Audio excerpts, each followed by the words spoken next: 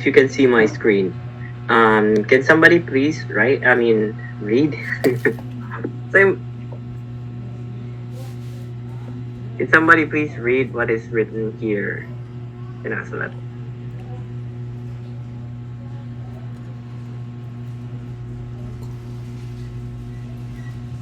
Ayun, hawadira. Nanghapon na. Prosconio dyan. Prosconeo.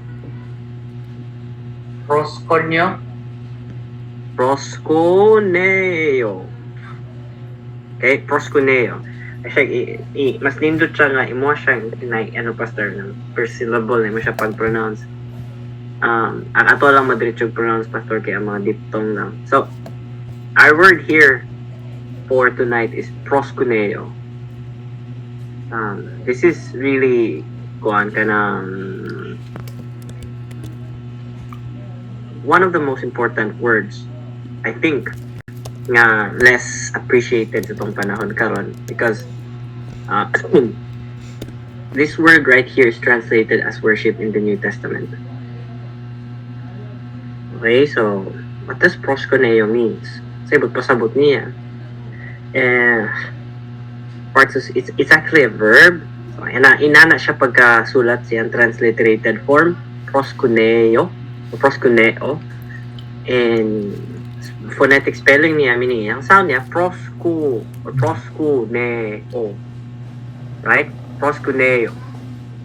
Okay, so definition niya sa English from the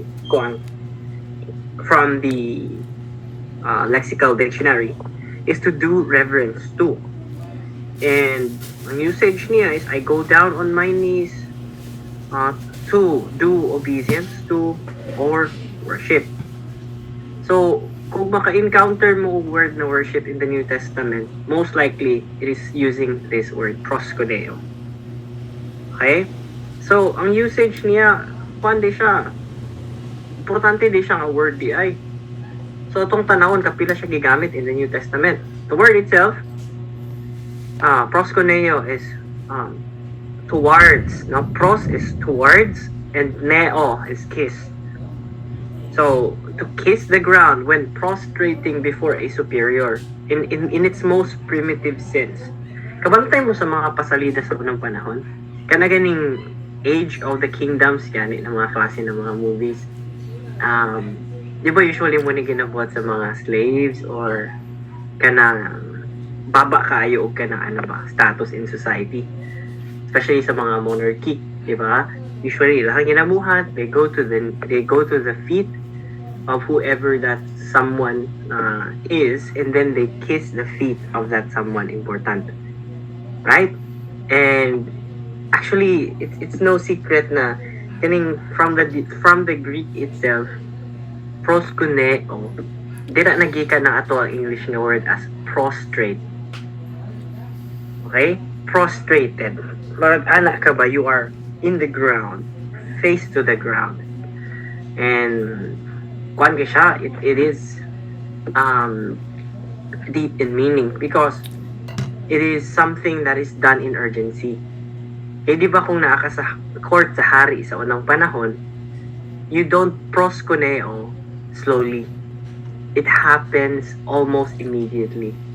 When you are in the presence of the king, say for example, gamito na lang nato silang context sa una, kung naa ka sa presensya ni King Herod the Great, which is the Roman procurator at that time sa Judea or sa Jerusalem, walay choice. Even the religious leaders, they have to do this gesture. Although ang mga religious leaders sa unang panahon, medyo half lang ilahang bow because ang ilahang full nila na allegiance is towards the law of the Lord. But if you're a Roman citizen, Jewish citizen, sa unang panahon, when the procurator is there, the governor, or even Caesar is there, especially Caesar, because in Greek culture, there's what you call the cult of the emperor. I mean, everybody has to worship the emperor. And in this case, everyone in the presence of the king should lay prostrate before the king. Nobody will move. immanent ang iyahang effect no in the Bible. And iyang basic niya na meaning. And this is shared by a lot of scholars, is to kiss. Literally good to kiss.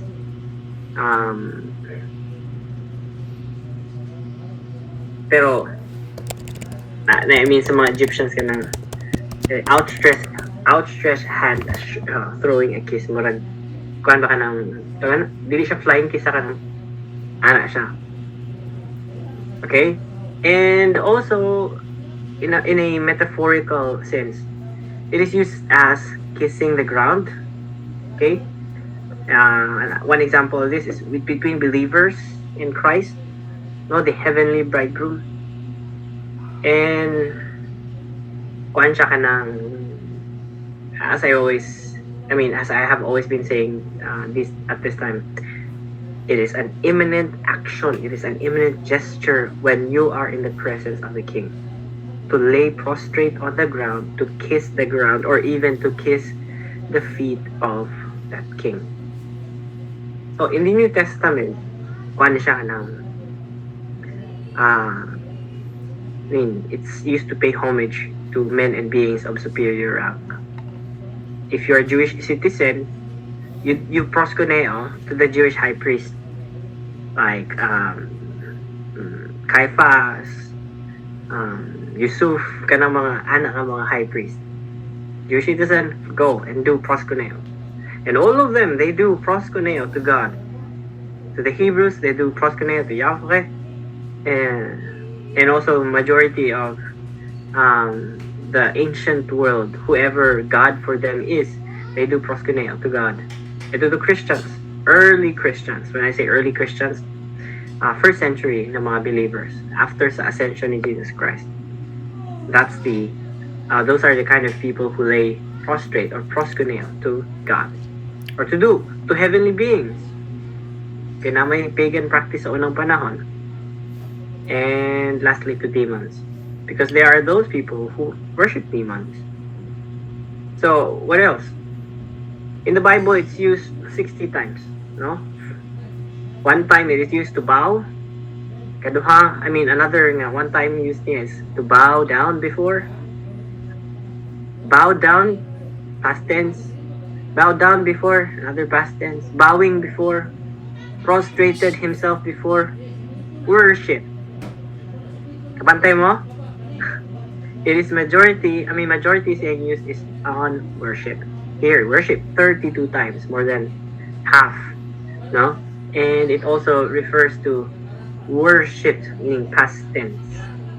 So most likely, if you look at the word worship, most likely, if you look at the word worship in the New Testament, it is always this word, proskuneo.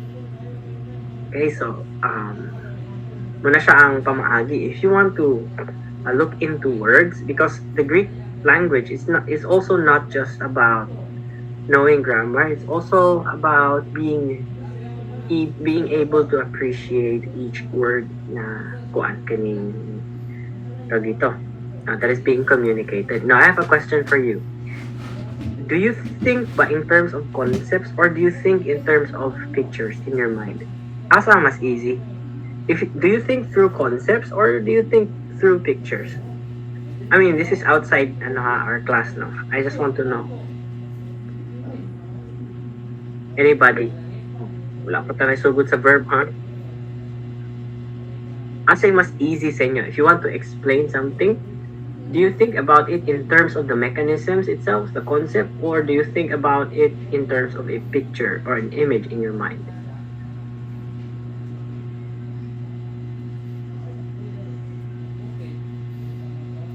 Asa mas dali?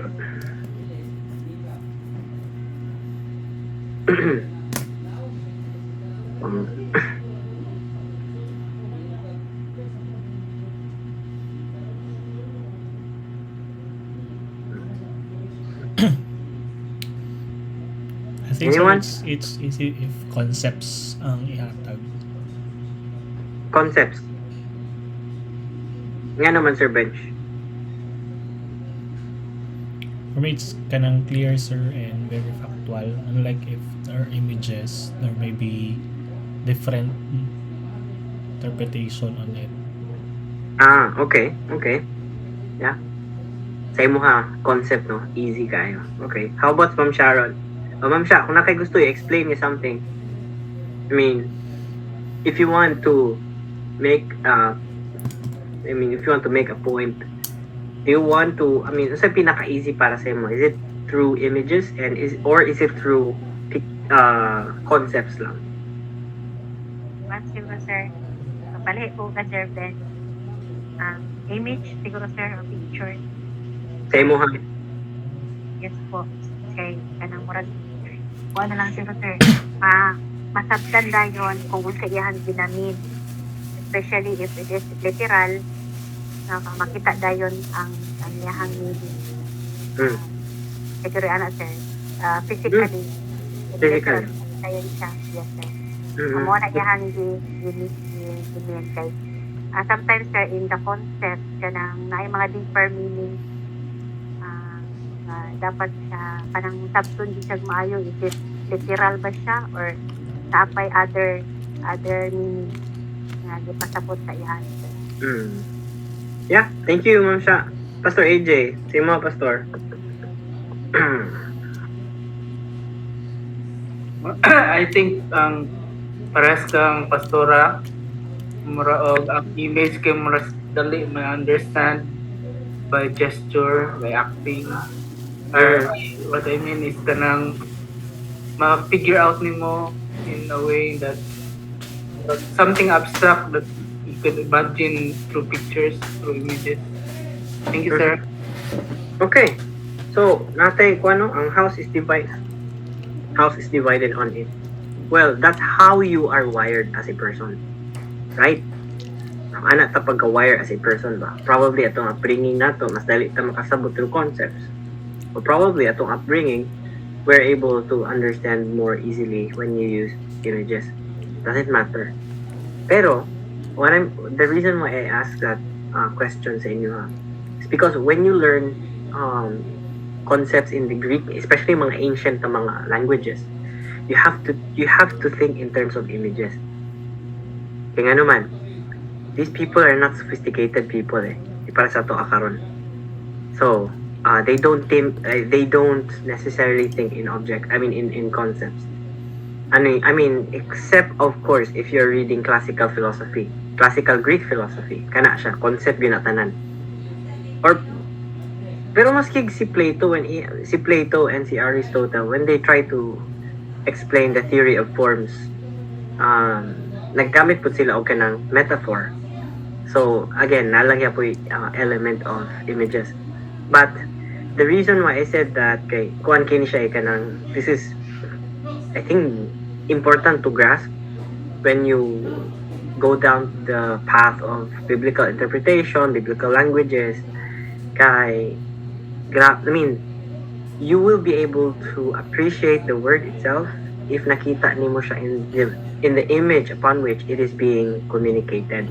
Example when you read the Psalms, kabantay mo kang David kung the Davidic na mga Psalms bitaw. When you read those parts of scripture, kabantay mo kang David, he says, "The Lord is my rock and my salvation." Diba? God is my solid rock. And sa to, kung magbasa taan na on a literary sense, God is rock. But it would be much more easier if you capture what the rock is all about for David. Okay, para kang David, especially if you're in Jerusalem, you would be dealing with a lot of rocks. Why? Kasagaran sa mga makita around Jerusalem kanang especially ilahang mga structures nila, it is all built on rocks. Go to near Sea of Galilee, katong ningon si Jesus, upon this rock I will build my church. Well, Jesus is not talking about tawag dito, a physical rock, but it is upon a rock solid foundation, rock solid declaration that Jesus will build his church. Ang itong giingon ni Peter siya, you are the Messiah. Diba? But anyway, balik ta sa image sa rock. Unsa di ang property sa rock di ay? Diba? Rock is solid, rock is strong, rock is immovable, especially if you're talking about bedrock. Bedrock is the foundation of mountains. Mountains are not moved easily if it's the bedrock below it is sturdy. So parang immovable, strong, solid, whatever. Those things are pretty important when you begin to appreciate these forms of literature. Kaya kung ato lang siyang i-approach through concepts, we would be at a loss. Siguro ako naguna-una ako ba when David is talking about that, he's the kind of person who is really acquainted with rocks. Remember ninyo nga, it is with the same rock that David slew the giant Goliath. Diba? Rock. Or those stone to siya, or pebbles to siya pagkakuan. But that's how much you get into the world of images when you go through and learn biblical languages. Mind you, ang mga kaning mga Akkadian gani na mga language, mga karaan na mga language, Semitic language, 3,000 or 3 millennia, 4 millennia.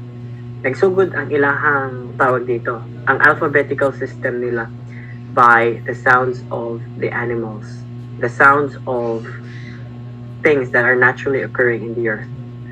And so, moto ang ilahang form of language kanetong panahon. And it's literally from sounds nga ilang madungog masingasa. So kung madungog niya nga sound, nana sila itawag dito, nana sila mental picture of what that thing is. So dali na lang kayo nila i-recall. Okay, so layo ito ang baka na.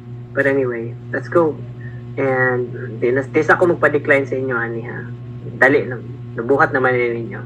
Okay, so let's move forward to present active and deponent verbs. Pai. Remember niyo siya? Pai ang tawag ani siya ha. Anyway, saan niya mga deponent verbs?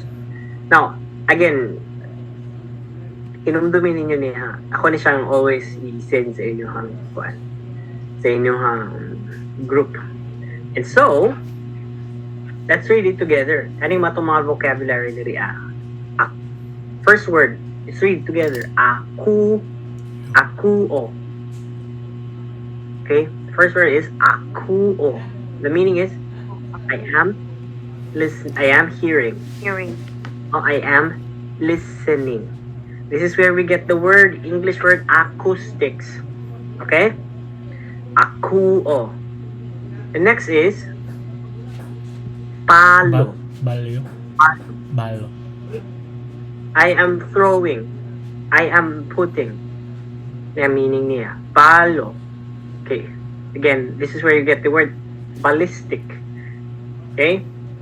The third word, blepo. Good. I am seeing. Okay? Fourth word, ginomai. I am becoming. It is happening. Okay? It's genesios. Tira nagikan ang word na genesios from ginomai, meaning Genesis. Okay? Fifth word, dekomai.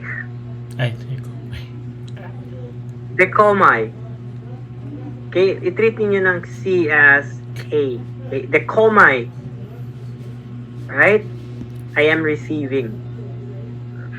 Kabantay mo sa iyang meaning ng medyo, okay, dako na siya gina-communicate na information. Just one word, right? I am na. Kompleto na siya. How about the sixth word? Erkomai. I am coming. I am going. Okay, seventh word. Anybody, please read. Estio. Very good. I am eating. Ganahan kita na. Pwede na ito maingon sa mga friends. Estio. Ay kunyog sa muka. Estio. I am eating. Okay? How about the next one? Eighth word. Echo. Echo. Ha? I have, possess, I am, holding. So medyo complicated, no? Dagan siya ka na pwede, possible na meaning. But night word, luo. Luo. Luo. I am losing, untying, I am destroying. Okay. Last word. For you, oh my. For you, oh my. I am going or traveling. So these are your vocabulary for the present active deponent verbs. Kaning mga present active deponent verbs, nakita na ninyo ang iyahang nature diri. I am coming, I am hearing, I am throwing. Present. Okay? So, again, na siya endings. Sa na irregular endings, napoy deponent endings. So, natay tulo ka buo ka person karon, dili lang siya tawag dito. Dili lang siya mag-stop sa singular and sa plural. Now, you have first person, second person, and third person. Who could possibly be doing the action.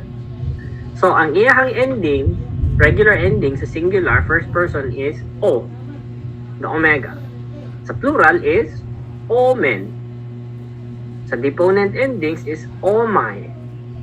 And sa singular to omai, no? Deponent, singular deponent. And plural deponent is ometa. Second person, regular ending sa singular is ace. Is Sa plural is ete. ete. Second person deponent, e and este. Okay?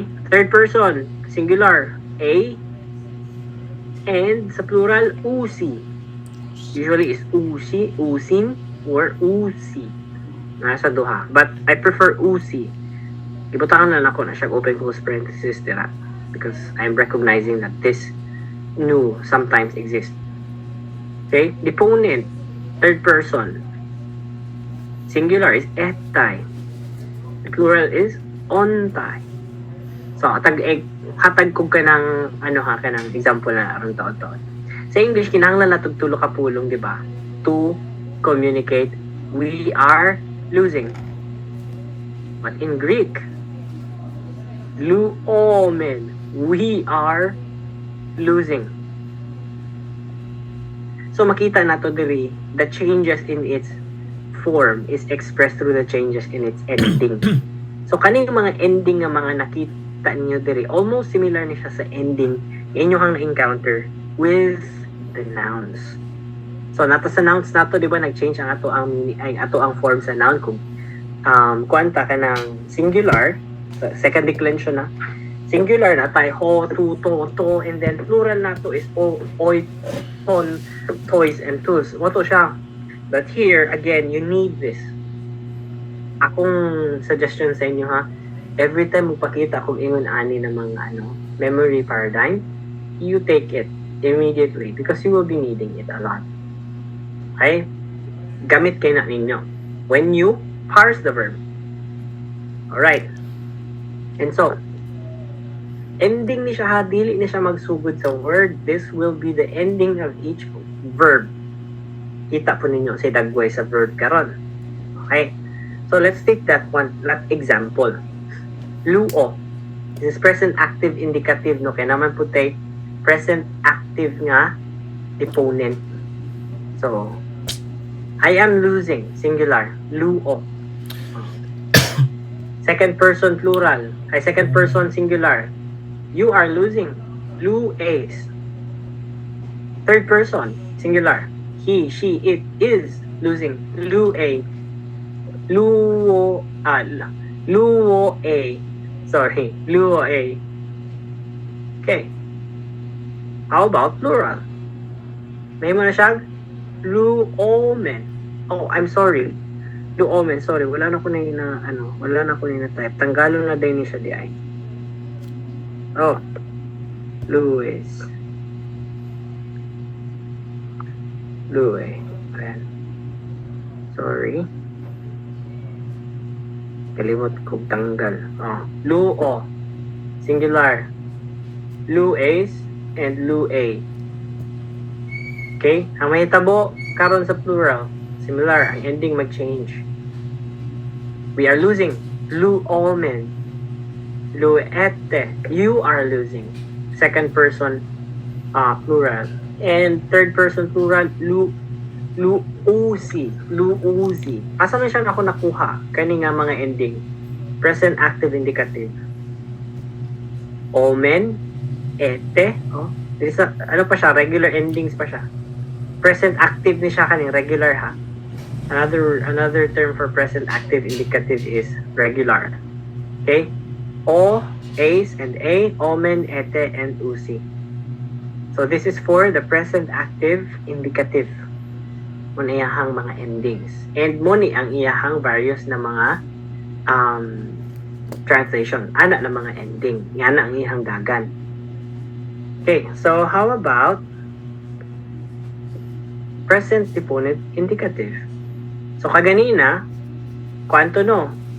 Present active indicative. Karon din na punta sa kaduha, present deponent indicative. Deponent endings na punta. So omay, etay, omeda, este, and ontay. Tanaw na to, may handag kweron. So same lang yap, atong testing atong for you o. No? Na word, for you o. So, I am, for you, oh my, I am going. First person, singular. For you, you are going. Okay? He, for you, you are going. Third person, singular. For you, etay, he or she is going. Ang difference lang ani ha, kaning when it comes to the ending, sa mga nouns, naa siya corresponding na article. Pero kani ending niya ani dili dili na nimo siya i-duplicate just like the nouns. Pero ang principle of endings niya sa nouns and sa verbs almost similar jud siya. Ang sa nouns lang, masulat lang din mo dito ang yang ending before the noun itself. So, ngayon kag ho logos, ana siya pag-ingon. Pero dili naman na siya mabuhat sa noun. Ay, sa verb. I'm sorry. Okay? How a plural? First person plural. For you, Ometa, we are going. Second person plural. For you, este, you are going. And lastly, third person plural is for you, ontay, they are going. So, anang dagway niya, right?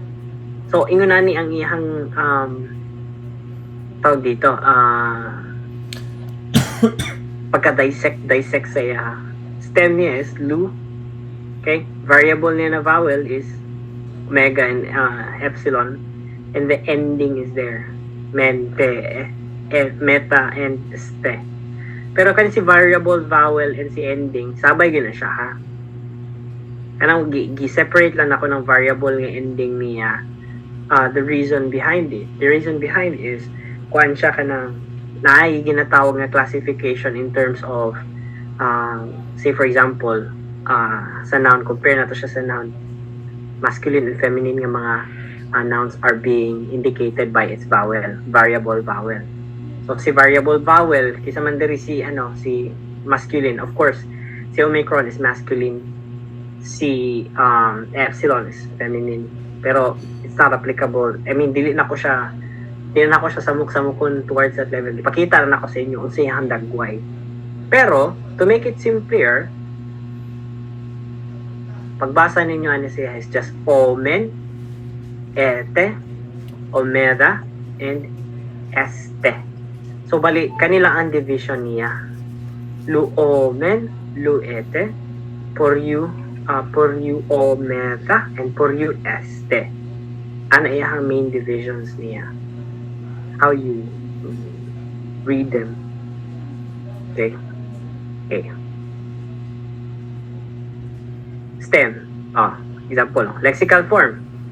Akuo. Pumunto sa inyo ang verb ay sa inyong vocabulary kaganina. Si akuo, na siya separate personal ending. Palyo, o balo. Kuo, balo, hinomay, dekomay. Na siya personal ending niya sa iyang lexical form. Okay? Munihang personal ending sa iyahang lexical form. Wala pa na siya na develop na form ana a verb. Siya na usab, in other words. Inga na ang iyahang stem, inga na dagway sa iyahang stem. So ang stem niya is akuo, pal, kin, and dek. Ang imong buhaton na sumpayan na lang nimo siya sa mga endings sa deponent, present active deponent, and sa present active indicative. Ana ang pagkuan siya, ana ang pagsumpay-sumpay ninyo sa iya. Alright. So, for example, aku. Kung ato siyang pangitan na to siya present active deponent, may siya aku. Pwede siya ako may, aku o may, aku e, okay, aku etay, aku meta, aku este, aku ontay. Right? Ano yung dagway niya. And so forth. Okay. Kani siya, practice lang sa tanaw na to niya itong buhaton karna. Balo omen. So si balo omen, tanaw na to karon ka na siya na word. Na siya ending ng omen. Asa man lagi ka ng ending niya nga omen? Atong tanawon karon dito sa sa ato ang mga memory paradigm, asa si omen diri karon? Ay wala man si omen sa present deponent indicative. Tanaw kay ta sa pikas, no? Present active indicative. Uy. Na ba si omen diri? Wala. Na ba? Wala. Ay, I'm sorry. Dara omen. Nagidi ay. O present active indicative na si omen diri So, unsa man to si Kwan, value omen. Value omen, unsa man siya? Iyang lexical form niya is sa inyo ang kasi lexical ni value omen, lexical form ni value omen based sa ato ang vocabulary. Man.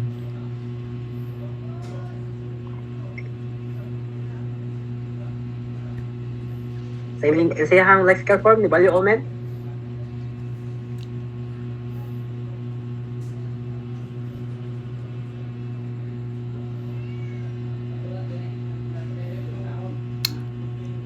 Ang iyang lexical form is palyo. Palo. I am or I am putting. Or let's just say atong kaon ang meaning niya, I am throwing. Okay? Palo. Sa balik ta dito. Ang lexical form niya is balo. Tanaw na to ang mabuhat nato ato niya ron. So since ang lexical form niya is palo, unsa siya? Unsa ang tense niya? Is it present or present na active or present deponent indicative? Naman tayo duha ka buo ka difference no sa tense no, present active indicative and present deponent indicative. So asa man dili duha ang tense ni value omen? Present active. Present active, sir. Present active indicative. So inyo na lang na siya i-shortcut. Okay?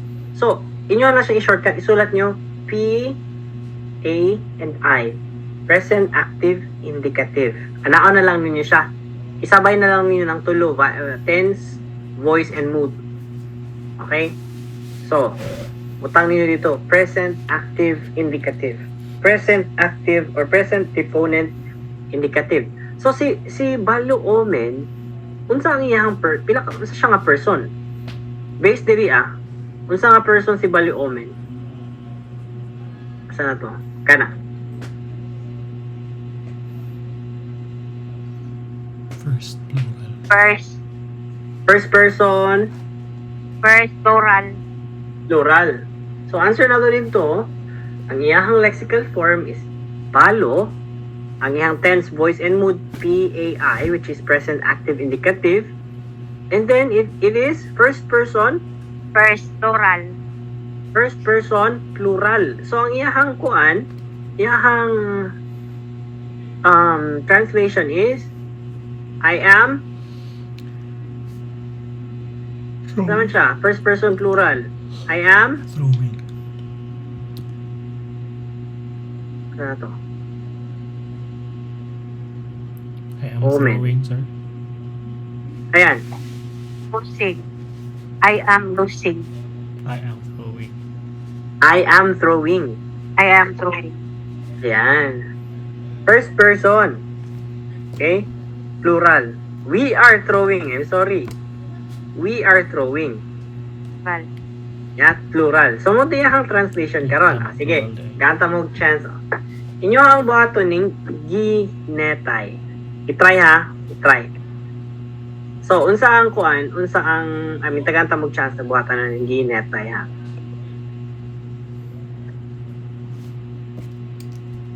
Ako ni i-send sa inyo ang kuan. Ako ni i-send sa inyo ang tawag dito. Messenger. Buhata si ginetay. Isulat na niya atong hisgutan ron. Isa lang nakabook ha. Ginetay. And then sa man hindi naman ni maayo ang kuan.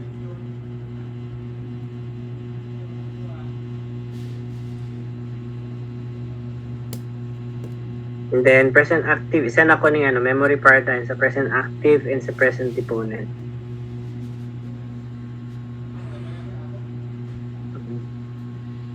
And then atong i-send ang vocabulary. For sure ma-answer na namin niya.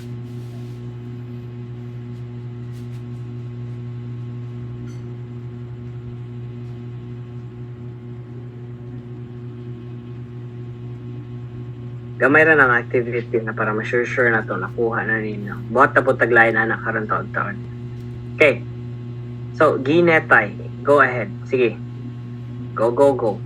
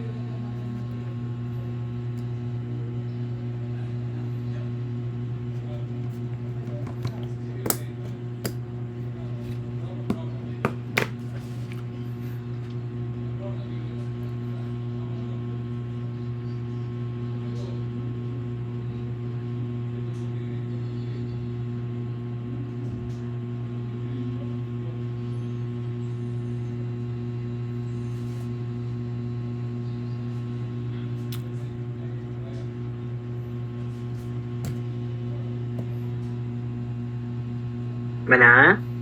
Kuha na? Yes, sir. Try lang. Okay. Sige daw. Unsa man si ginetay? Lexical form, sir. Mhm. Ginomai. Sure, sir. Ginomai. Mm. Good. And then, The tense Wala. is present, present, voice, deponent, and mood is indicative. indicative. Good. Mm. Then, Person, third person. Number Third is singular. Then translation, he or she or it is happening. happening. Good. Very good. Very good. Ayos. And so, there are 3 here. Napakoy paapos sa inyo, ha? Sulat na lang nako diri aki para makita ninyo. I mean, nag-get sa inyo ang hang of the, ano ha, of the,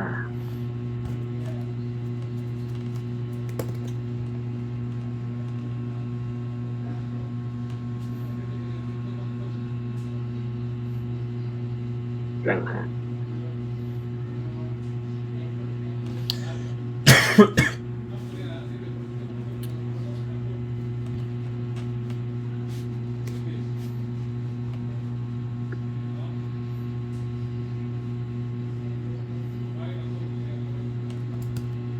Okay. Laran.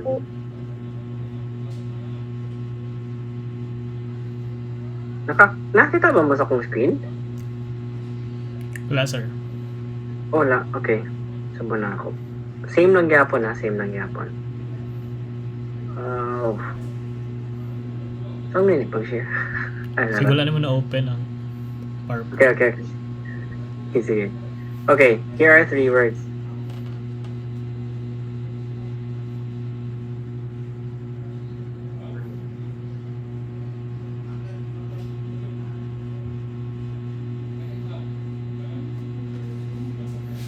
Okay? Same thing. Sige daw.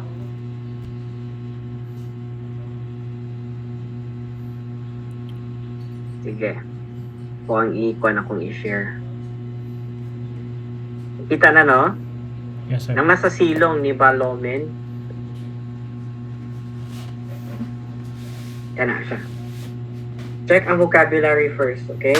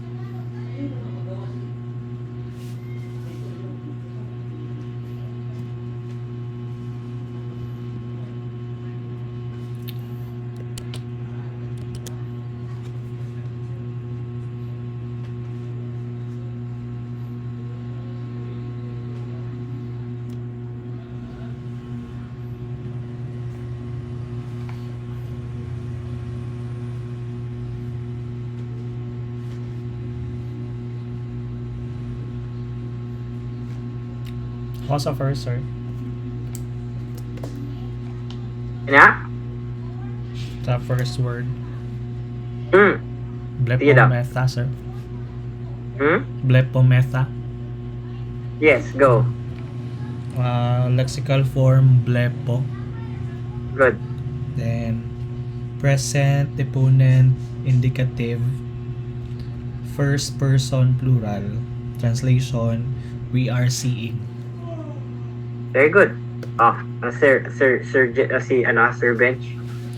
About the others?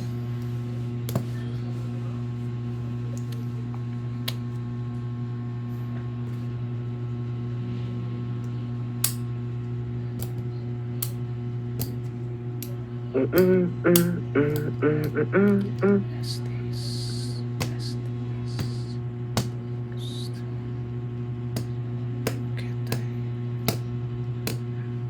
Kabantay mo na kuan ra kayo siya kanang very mechanical ra kayo ang pag-translate sa iya. And tawag dito, ang iyahang rules niya ba dali ra kay masakpan. All you have to get is the pattern, iyahang mga memory paradigms niya, and as well as the vocabulary. Oh, how about si Pastor Chris, Pastor AJ, Ma'am Sha?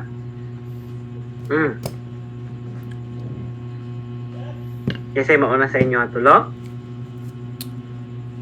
Sir? Kasi mauna sa inyo ang tulo. Pili lang mag-isa. Sir, naminaw pa ko sir kay wa ko ka pa sa discussion. Niid pa ko kadali. Same lang na siya, Pastor Chris, sa inyong gibot sa noun. Na may copy sa vocabulary, na may copy sa memory paradigm, you just try to put it together. Pagkitaan lang ni mo siya.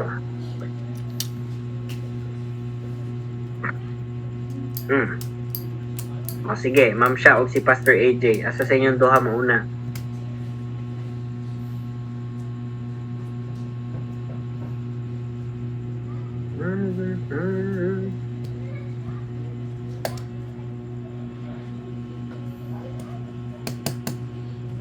Sana.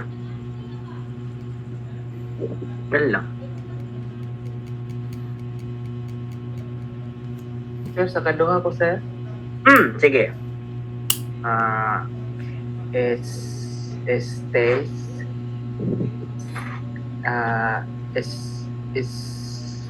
Esto. Estio. Steo. Present. Present. Active. Indicative. Good? I don't know kung sir, third ba? Third, Second. singular, you are eating. Second. Second person, singular, you are eating. Ayan.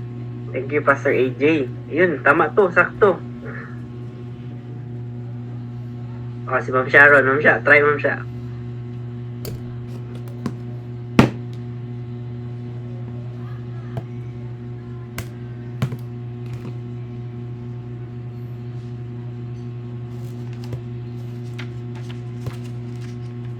Nawala na si Ma'am Sharon.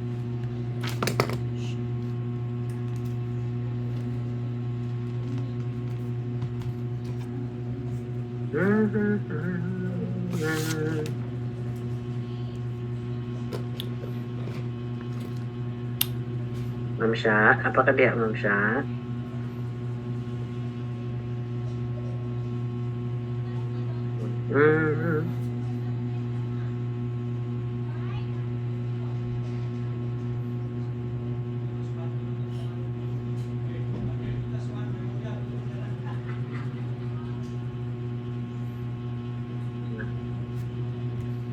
Luto pa ni panihapon si Ma'am Sharon pa. Okay na na, Ma'am. Try na ikatulo, sir. Sige daw. So, the verb is deketay. And lexical form, dekomay. Very good. Present, deponent, indicative, third person plural. They are Very good. receiving. Third person plural, sure ka? Yes, sir. Sai. Third person singular. Etay. Right?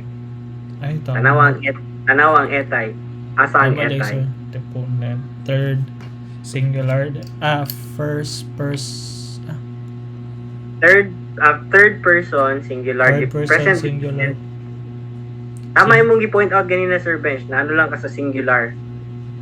Yeah, hindi siya plural. Yeah, tama to. Oh, yes, sir. Tama day. Atay. Tama to siya. So, nakita ninyo, it all depends on asa ang iyahang ending.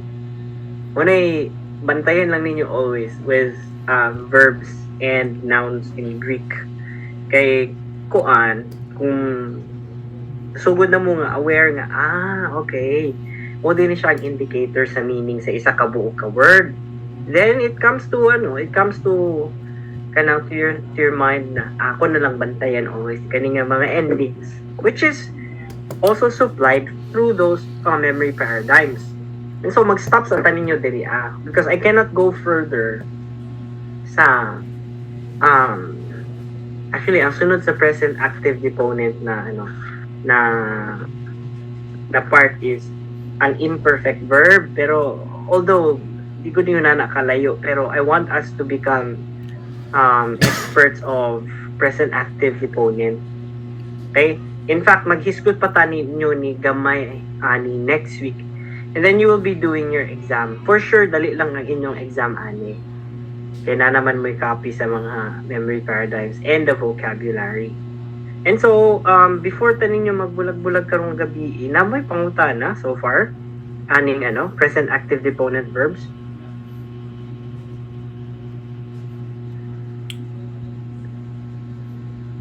Wala man, sir. Wala pa so far, no? Marag naga-make sense lang nga imuhang abantayan lang kay ang ending ra jud. Right? So, tawag ni, we will resume a little bit of discussion ani next week. Although next week is your exam, but we will have in-class exam next week. Okay? Magkaroon pa tayo gamay ng warm up next week, and then we will go through the examination already. Okay? So, kung wala na may pangutaan na karong kagabi yun, I suppose we will end this earlier karong kagabi yun para makapahulay po ng uban. I suppose magkapoy-kapoy mga tao karong mga panahon na.